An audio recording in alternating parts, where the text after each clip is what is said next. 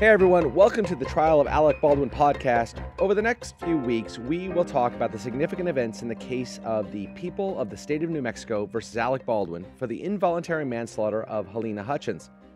Our aim with this podcast is not to exhaustively detail every element of the trial, but to instead give you a concise synopsis of the trial's most important moments, the significant testimony, the lawyer's tactics, and the impactful legal rulings by the judge, and to tell you based on our experience how we think it will impact the jury's eventual verdict. Yeah, Jason and I are both lawyers, and in the current iteration of our professional lives, we work in the world of entertainment news. And in recent years, no story has straddled the line between law and entertainment quite like the shooting death of Halyna Hutchins by Alec Baldwin on the set of the movie Rust. And certainly no case has generated more interest. Several years ago, we launched a podcast called Behind the Bar, in which we discussed legal matters affecting pop culture. And since then, the two of us started the TMZ Podcast Network, and we've been looking for the right opportunity to bring back Behind the Bar to join the network's podcast lineup. And this is that time. Indeed, today, Tuesday, July 9th, the prosecution and defense began the process of selecting the 12 women and men who will determine Alec Baldwin's fate. The case is taking place in Santa Fe County, New Mexico, the same county in which the shooting occurred.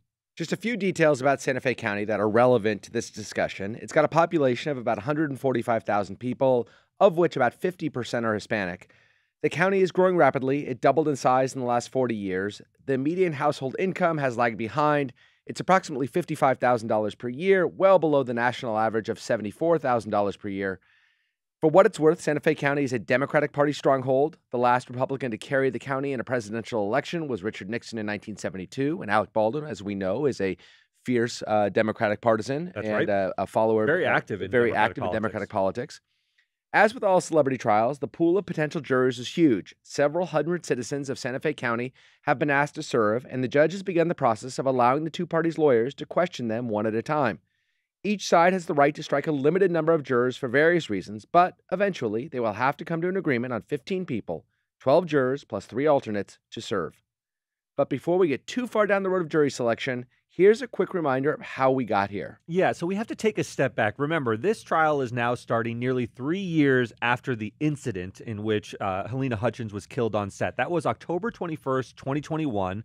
The cast and crew for the movie Rust, they assembled to rehearse a significant gunfight scene that was to take place inside of a church at the Bonanza Creek Ranch outside of Santa Fe, New Mexico.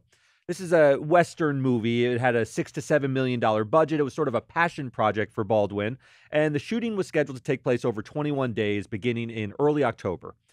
Firearms and ammunition were retrieved for this scene that they were going to rehearse from a locked safe, and the armorer, Hannah Gutierrez-Reed, you'll have to remember that name, placed 3 guns that were to be used for filming on a cart. This is to be brought to the set.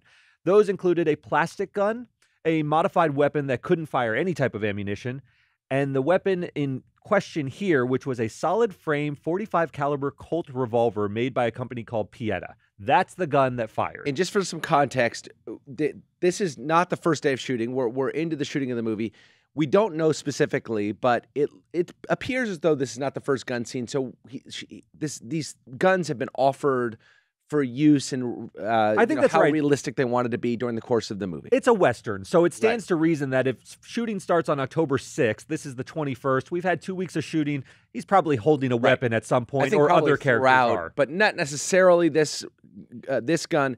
But for this scene, there was an element of realism that they wanted. Close-ups on Alec Baldwin holding the gun. That's right. This is a specific scene, and they hand the revolver to the assistant director, who's a man by the name of David Halls. So the armorer brings in the cart. That's Hannah Gutierrez-Reed. She's loaded the weapon that's on the cart. She hands it to David Halls. David Halls is the assistant director, and he's supposed to open the loading gate, which is the little barrel on the gun, rotate the cylinder to check for the appropriate ammunition being loaded in it, and then hand it to the actor to be used in the scene. In this case, it was Alec Baldwin. Halls, by all accounts, performed the check and announced cold gun, which is a term of art used in shooting used in filming, I should say, to let the actor know this weapon can't harm anyone. And just so we know, it is Hannah Gutierrez-Reed who presumably loaded the gun in the first place with what were understood to be blanks. That's what Dave Hall said. Cold gun meaning you do not have any live ammunition within this revolver. That's exactly right. You'll hear during the course of the testimony, because we've already had a trial with Hannah Gutierrez Reed, so a lot of this has already been spelled out in a criminal case. But in Alec's case, you'll hear it rehashed. How many bullets were in the gun? How many were blanks? That'll all come out during testimony, and there'll be cross-examination. But he was the one who said, cold gun. Alec then took the gun from him.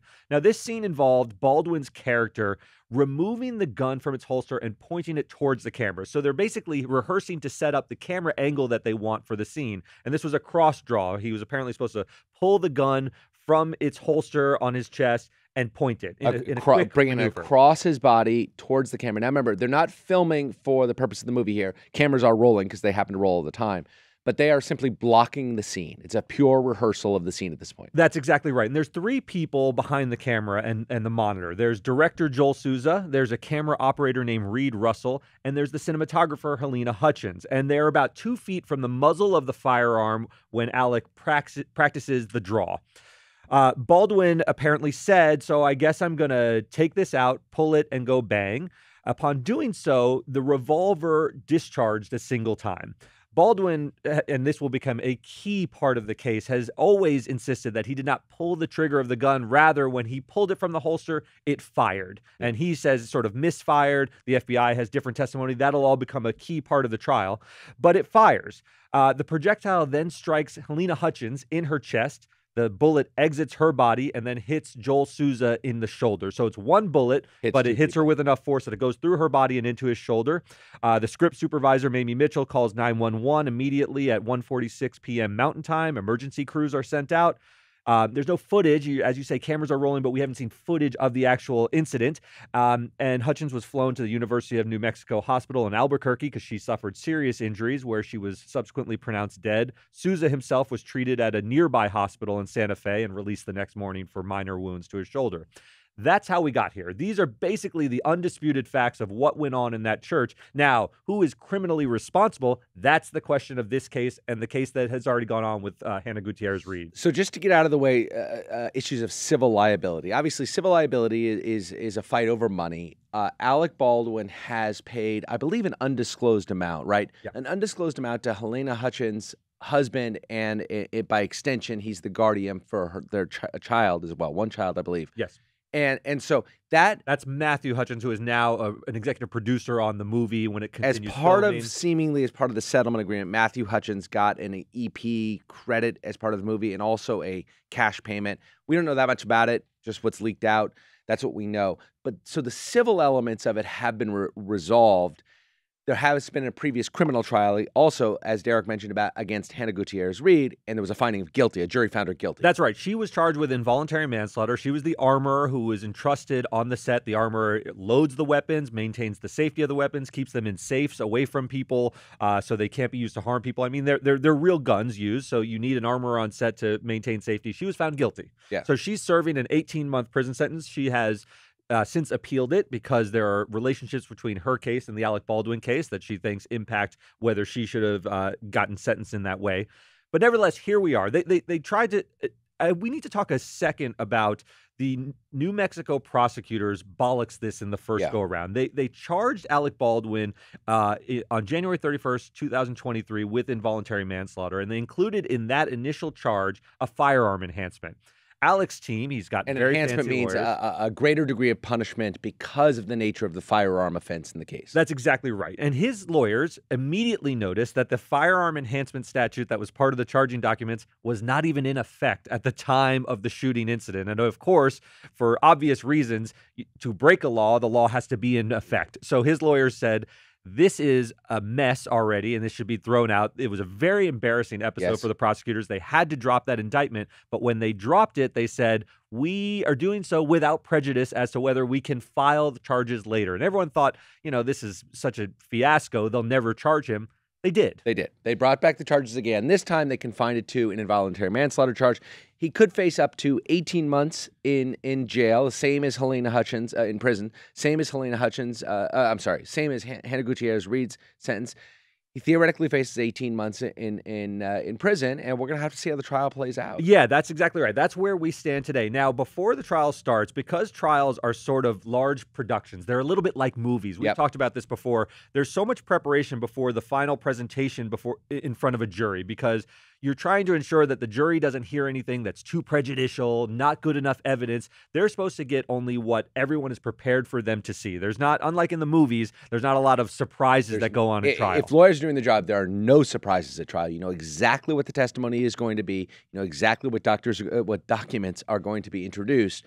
Again, if lawyers are doing their job, there are no surprises. It's just a matter of how it's presented, how it's orchestrated, such that the jury hears what you want them to hear, and they give added weight to your testimony and the testimony of your client. That's how you win and lose a trial. Now, Jason, one of the key pretrial motions. So Alec has also moved to dismiss the case. The judge said, no, there's enough evidence here. We're going to go forward with the trial. That's not a big deal. That's pro forma. It means, you know, most of the time defendants want it thrown out before they face a jury, so they'll try. But those motions not being granted doesn't cut one way or another. They're hard to get granted. Now, a significant pretrial motion, these are called motions in limine, are about what type of evidence can be presented to the jury. You know what motion in limine means?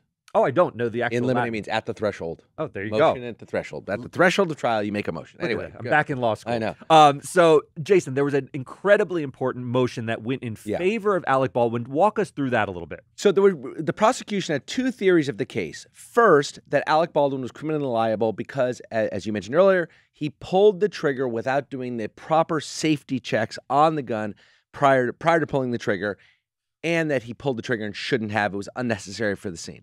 The second, that's Alec as an actor. That's Alec as an actor. The second allegation was that he was also an executive producer. And as an executive producer, he had a duty of oversight over the production itself.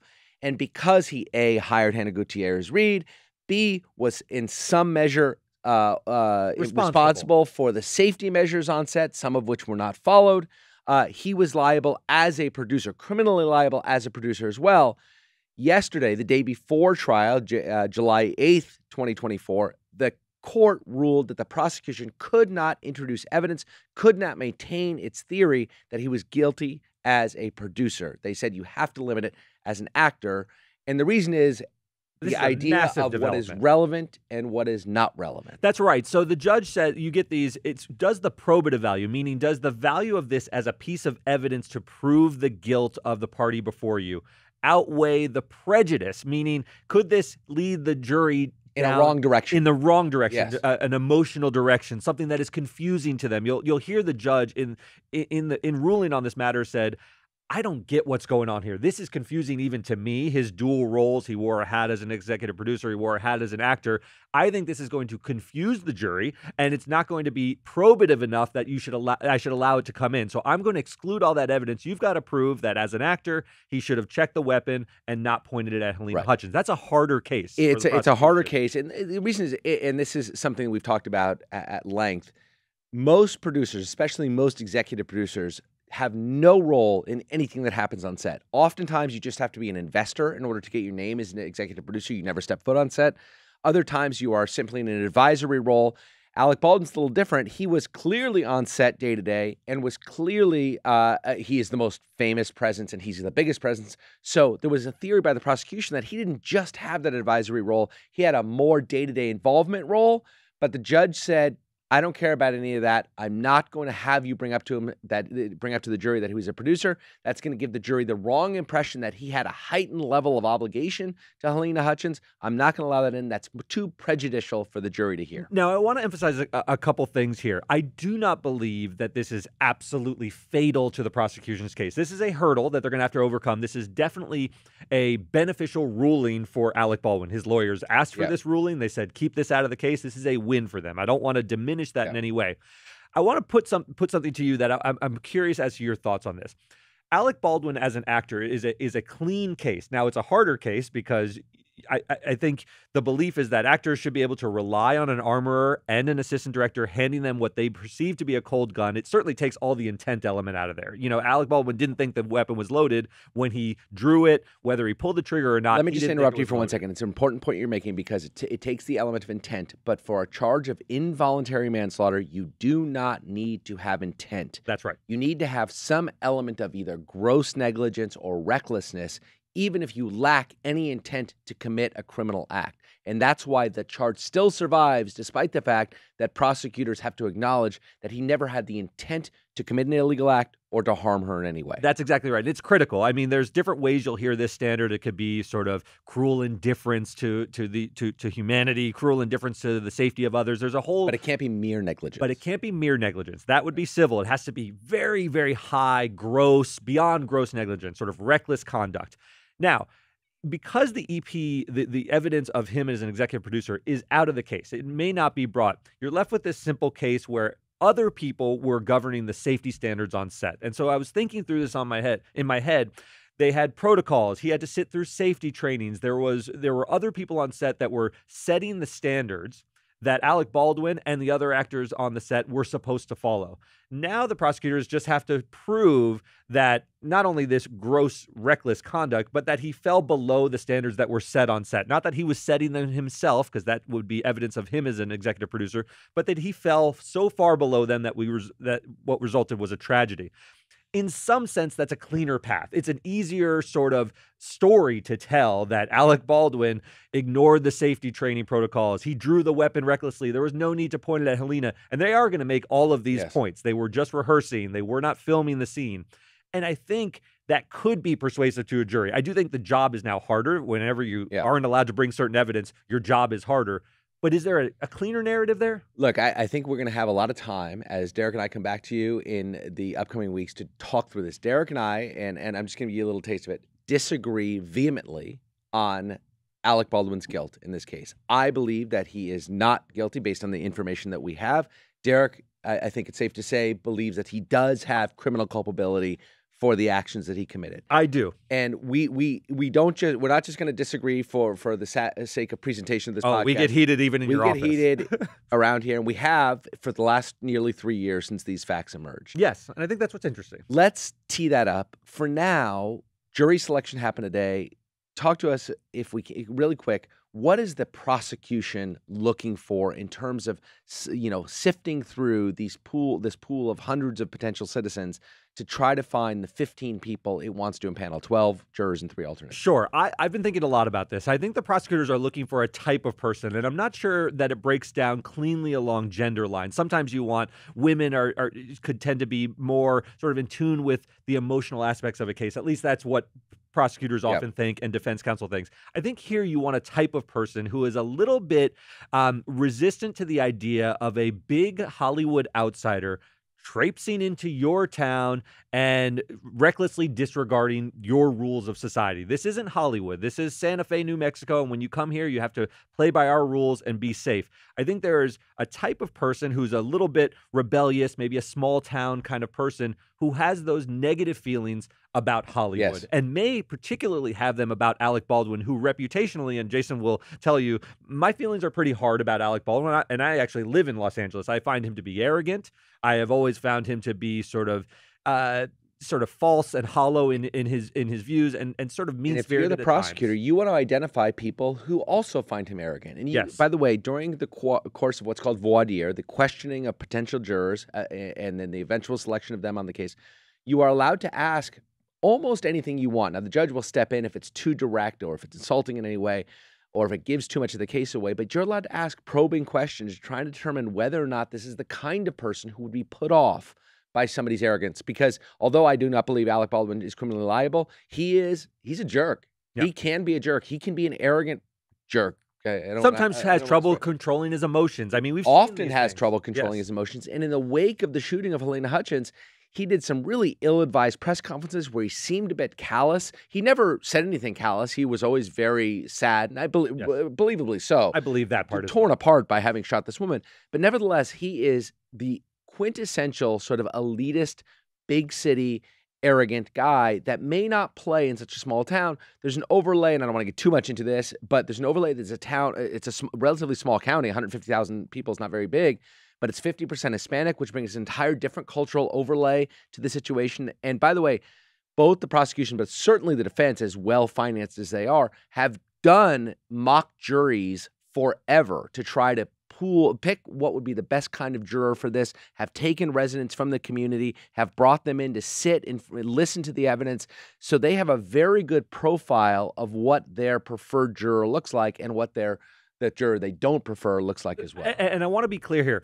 What the prosecutors and the defense are looking to appeal to are exactly, they want the people who are biased and emotional in their direction. Absolutely. So even though a trial is supposed to be the clear presentation of evidence and everyone is supposed to... Don't let us fool you. It's a game. Exactly. It's an emotional game, and they're trying to select people who are emotionally in their favor so that the presentation of evidence doesn't, sort of keeps them in line with the way they want it to come out. I want to make that clear that even though it's supposed to be dispassionate, you're trying to choose people who are passionate in your direction. That's right. Just like you and I are passionate. We would be bad jurors for this case. We've already made up our minds. We'd be terrible jurors. We'd never get impaneled. All right. Thanks very much, everybody. We're going to come back to you periodically every couple of days, I think, to update the status of the case, to let you know what we've seen from the various parties, the presentation of evidence, what any initial rulings from the judge might mean for the eventual outcome, and hopefully, educate ourselves along the way and pass whatever information we have along to you. Yeah, looking forward to it.